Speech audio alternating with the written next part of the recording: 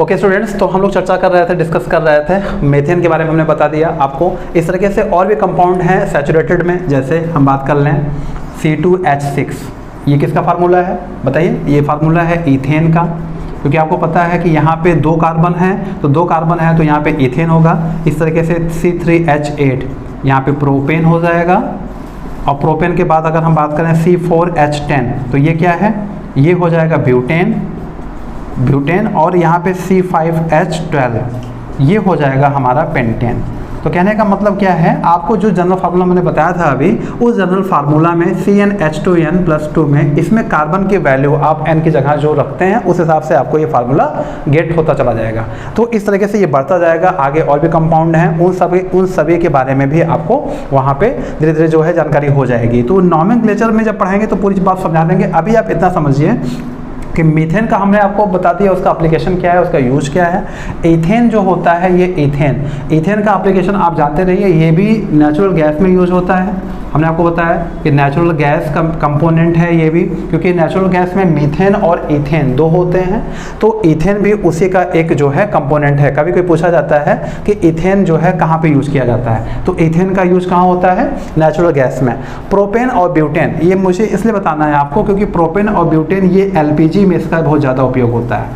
LPG का आप कह सकते हैं कि ये कंपोनेंट है, LPG का कंपोनेंट है ये दोनों। यानी LPG का जो फॉर्मेशन होता है वो प्रोपेन और ब्यूटेन के थ्रू होता है। प्रोपेन जो है LPG, आप समझिए कि इसमें जो है LPG का पूरा नाम भी आप जानते हैं, लिक्विफाइड पेट्रोलियम गैस, ये LPG का पूरा नाम है। उसमें 2 गैस कौन कौन सी हैं? नंबर फर्स्ट पे आप ब्यूटेन को रखिए, क्योंकि ब्यूटेन मेन कंपोनेंट होता है। दूसरा आप रखिए प्रोपेन, ठीक है। तो ब्यूटेन जो होता है उसका फार्मूला है C4H10, और प्रोपेन जो होता है उसका फार्मूला है C3H8, ठीक है, जान ही रहे हैं। इन दोनों को मिक्स करके बनाया जाता है LPG, और लगभग जो है 60% से ज़्यादा होती है ब्यूटेन। तो मेन कंपोनेंट आप ब्यूटेन को ध्यान रखिए। एग्जाम में क्वेश्चन आता है कि LPG का मेन कंपोनेंट क्या है, what is the main component of LPG, तो आप ब्यूटेन यहाँ टिक करेंगे, क्योंकि ब्यूटेन उसमें उसका परसेंटेज ज़्यादा होता है। तो इस तरीके से ये आपने पढ़ा। और रही बात स्ट्रक्चर की बात करें तो स्ट्रक्चर देखिए, यहाँ पे 2 कार्बन है ईथेन में, और यहाँ पे 6 हाइड्रोजन है। तो आपको कुछ नहीं करना है, सिर्फ 6 हाइड्रोजन को ऐसे जोड़ देना है। सिंगल बॉन्ड बना के जोड़ देंगे तो भी 6 हाइड्रोजन जुड़ जाएगा।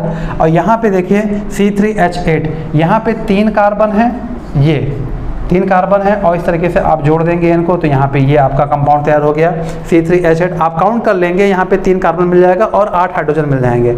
1 2 3 4 5 6 7 8 लाइन से आप पूरा काउंट करेंगे तो ये स्ट्रक्चर बन जाएगा। यहाँ पे जहाँ पे हम बॉन्ड बना रहे हैं, इस बॉन्ड के आधार पे हम लोग यहाँ पे हाइड्रोजन लिख सकते हैं। ये हाइड्रोजन ही होता है, आप लिखेंगे तो भी सही है, नहीं लिखते हैं तो भी सही है, वहाँ पे हाइड्रोजन ही माना जाता है, क्योंकि आप हाइड्रोकार्बन पढ़ रहे हैं तो हाइड्रोकार्बन में हाइड्रोजन और कार्बन तो मस्ट है ही है। बात समझ में आ रही है? दूसरे कंपाउंड, दूसरे एलिमेंट भी आ जाते हैं, लेकिन ये 2 एलिमेंट कार्बन और हाइड्रोजन ये मस्ट होते हैं। अब हम लोग बात करते हैं, जैसे ये हो गया स्ट्रक्चर ईथेन का, ये स्ट्रक्चर किसका हो गया? ईथेन का। ये स्ट्रक्चर हो गया प्रोपेन का। और ब्यूटेन का स्ट्रक्चर हम बात करें तो ऐसे बन जाएगा। कार्बन यहाँ पे कितने हैं? कार्बन ऑलरेडी यहाँ पे 4 हैं, तो 4 कार्बन है, और आप इस तरीके से स्ट्रक्चर बना दीजिए। ये स्ट्रक्चर हो गया ब्यूटेन का, कुछ नहीं करना है, ब्यूटेन का स्ट्रक्चर बना दीजिए। और उसके बाद हम बात करें पेंटेन का, तो पेंटेन में भी कितने कार्बन हैं? 5 कार्बन होते हैं। इस तरीके से 5 कार्बन दे दीजिए, और इसका जो है केवल बॉन्ड पूरा करना है आपको। अब जा करके यहाँ पे ये बन गया हमारा पेंटेन, ठीक है, पेंटेन हो गया। तो ये हमारा जो है इसका स्ट्रक्चर हो गया पेंटेन। तो आपने ये 5 स्ट्रक्चर समझ लीजिए, इनका एप्लीकेशन समझ लिया कि एप्लीकेशन क्या है। They all are from saturated hydrocarbon, यानी ये सभी सैचुरेटेड हाइड्रोकार्बन होते हैं। ये आपको समझ में आ गया। अब हम बात करते हैं कुछ कंपाउंड हैं अनसैचुरेटेड कार्बन की, तो उनको भी दिखा देते हैं। अनसैचुरेटेड कंपाउंड ऑफ कार्बन, देखिए अनसैचुरेटेड कार्बन की पहचान तो आप शुरू से जान चुके हैं कि अगर डबल बॉन्ड ट्रिपल बॉन्ड है कार्बन कार्बन के बीच में तो वो अनसैचुरेटेड कहलाते हैं। तो अनसैचुरेटेड में कम से कम, क्योंकि कार्बन कार्बन के बीच देखना है, तो कार्बन कार्बन के बीच जब आपको देखना है तो कम से कम 2 कार्बन होना मस्ट है।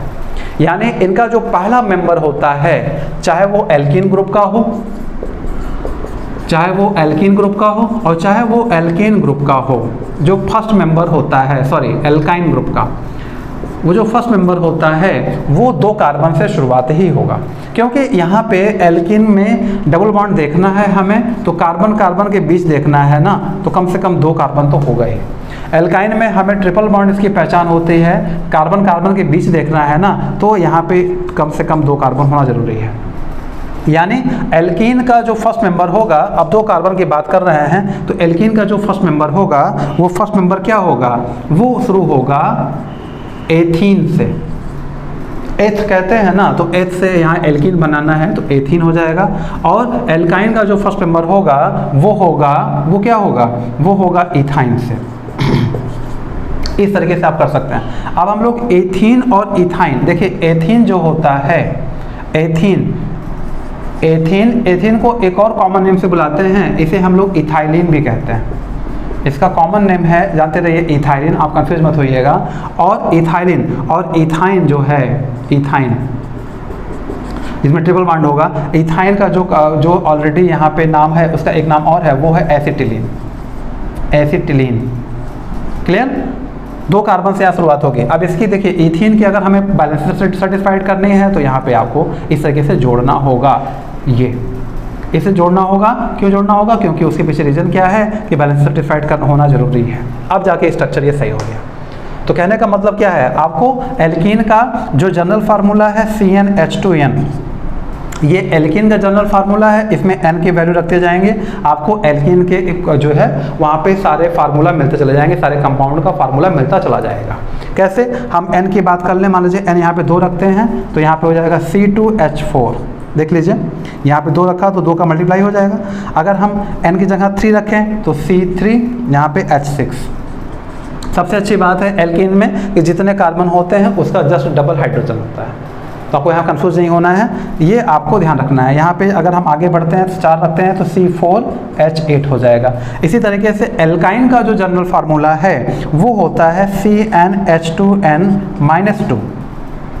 बात समझ आ रही है, CnH2n-2। अब यहाँ पे बात आती है कि यहाँ पे -2, अगर +2 कर देंगे तो ये एल्केन का हो जाएगा, -2 करेंगे तो यहाँ पे जो है एल्काइन का हो जाएगा, तो ये होगा C2, मान लीजिए यहाँ पे 2 रखते हैं C2, तो यहाँ पे एक चीज़ देखिए, C2 रख रहे हैं, अब यहाँ पे n की वैल्यू 2 रखेंगे ना, तो यहाँ पे हो जाएगा 2 इंटू मल्टीप्लाई -2, तो यहाँ पे हो जाएगा क्या, C2, अब ये हो जाएगा H4-2, लेकिन अब माइनस करना है 4 में से, तो C2H2, ये फार्मूला तैयार होगा। ये C2H2 ये फर्स्ट मेंबर हो जाएगा इसका, क्योंकि 2 से शुरुआत करनी है इन दोनों में।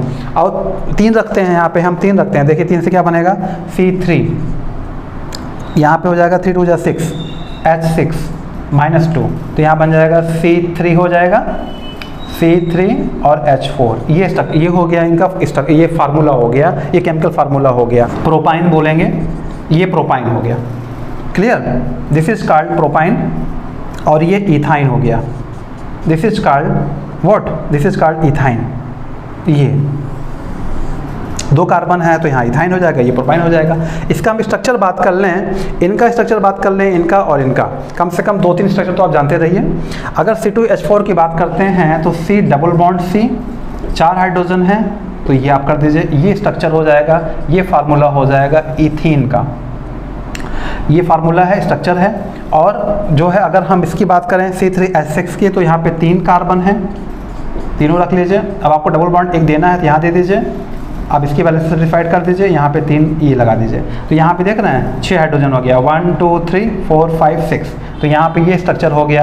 क्योंकि 3 कार्बन है तो प्रोप में ईन ऐड करेंगे, क्योंकि ईन यहाँ ऐड करना है सफिक्स, तो प्रोपीन हो जाएगा, प्रोपीन हो गया। इसी तरीके से हम लोग इसका भी देखेंगे, ये हो गया यहाँ पे, ठीक है, 4 कार्बन है। अब यहाँ पे 4 कार्बन है तो आप 4 लाइन से लिख लीजिए, डबल बॉन्ड एक दे दीजिए यहाँ पे, तो ये आपका देखिए बैलेंस सर्टिफाइड होनी चाहिए, हर कार्बन को 4 बॉन्ड मिलना चाहिए, तो 4 बॉन्ड मिलना है हर कार्बन को, तो जाके बैलेंस सर्टिफाइड रहती है, ठीक है। इस तरह आपको काउंट कर लेना है खुद ही। डबल बॉन्ड एक देना है क्योंकि आप एल्कीन पढ़ रहे हैं इस समय, तो यहाँ पे 4 कार्बन हो गया, तो 4 हो गया तो ब्यूटीन हो गया, क्या हो गया, ब्यूटीन हो गया। तो एथीन, प्रोपीन और ब्यूटीन, ये आपने यहाँ पे समझ लिया, क्लियर। तो इस तरीके से आपने स्ट्रक्चर फाइंड आउट कर लिया। हम स्ट्रक्चर बता देते हैं थोड़ा सा इनका, एल्काइन का कुछ स्ट्रक्चर देख लीजिए, कैसे बनाते हैं स्ट्रक्चर, वो भी आप जान लीजिए। एक्चुअल में एल्काइन की पहचान सिर्फ इतनी है कि उसमें ट्रिपल बॉन्ड होता है। कौन सा बॉन्ड होता है? ट्रिपल बॉन्ड होता है। एल्काइन की पहचान सिर्फ इतनी है। तो ट्रिपल बॉन्ड होगा, कार्बन कार्बन बीच में है, तो पहला जो कंपाउंड होगा वो 2 कार्बन से शुरू होगा, ठीक है। तो इसका मतलब है कि अगर स्ट्रक्चर हम बात करें तो स्ट्रक्चर में देखिए 3 कार्बन हो गया, सॉरी 2 कार्बन और 3 ट्रिपल बॉन्ड हो गया। तो इसमें हम लोग क्या करें, सेटिस्फाइड करना है वैलेंसी, तो यहाँ एक बॉन्ड, यहाँ पे एक बॉन्ड दे देते हैं। तो ये हमारा जो बनेगा, ये बनेगा इथाइन। इथाइन का नाम हमने बताया, एक और नाम है, कॉमन नेम, वो है एसिटिलीन। और अगर हम 3 कार्बन की बात करते हैं तो ये हो गया, यहाँ पे ट्रिपल बॉन्ड हो गया, और एक यहाँ पे कर लेंगे तो ये हमारा हो गया इस तरीके से। यहाँ वैलेंसी सेटिस्फाइड इस कार्बन की ऑलरेडी 4 हो चुकी है, तो इसको हमें कोई हाइड्रोजन जोड़ना नहीं है, अदरवाइज हम लोग हाइड्रोजन जोड़ के वैलेंसी पूरी कर लेते हैं। तो यहाँ पे 3 कार्बन है, तो यहाँ पे हो गया प्रोपाइन। प्रोपाइन ये हम लोग कर सकते हैं। अब जरा देखिए, यहाँ पे ये हमने बना लिया 1 2 3, तो यहाँ पे 4 कार्बन की बात कर लें अगर हम, अब सेटिस्फाइड करना है वैलेंसी, तो ये कर लीजिए वैलेंसी सेटिस्फाइड।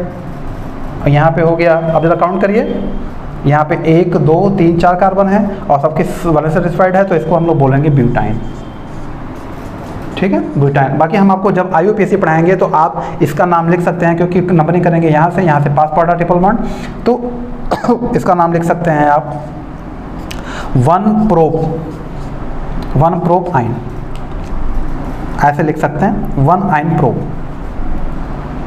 1 आइन प्रोप, ऐसे भी लिख सकते हैं इसका नाम, क्योंकि यहाँ पे 3 कार्बन है तो प्रोप और आइन, ये आपको जो है एल्केन को मान लेते हैं पूरा।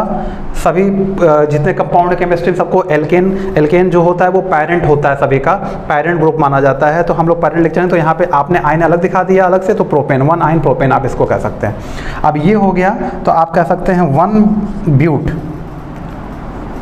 वेट 1 पोजीशन पे, क्योंकि 1 2 3 4 1 पे ट्रिपल बॉन्ड है, तो 1 आइन यहाँ पे कर लेंगे 1 आइन ब्यूट।